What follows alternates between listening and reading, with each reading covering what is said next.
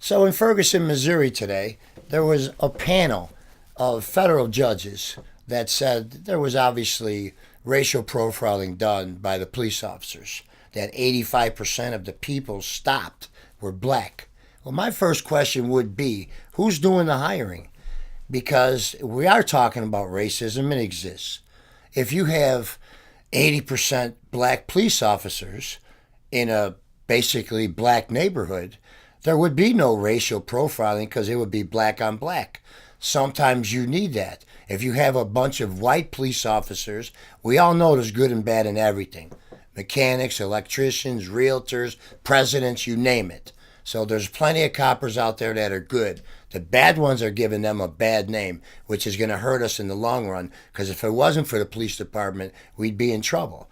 And the bottom line is if you separate that and you have white people basically governing mostly white people, I know you don't want to hear it, that's segregation, or at least a certain amount. If you go get a government job, you have a certain amount of minorities get hired, you should do the same thing. You shouldn't have a majority of one color governing the opposite color. You're asking for trouble. It's human nature.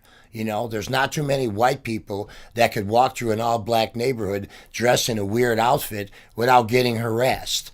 And this is how white people probably look at it when you're in an all black neighborhood. So no matter who you bust, you're going to be looking against it like you're wrong. And then some of them are wrong. Some of them are derelicts. We already know that. So my theory is if you segregate some or at least mix up, have Chinese, Mexican, white, black, Hispanic officers, and have them by the numbers where it's equal, you're not going to have this problem. Okay, because we all have problems like that. The Mexicans, they're called illegal aliens. They're the best workers we have. You take the Mexicans away from our economy, from the waiters and waitresses and construction workers, our economy goes down.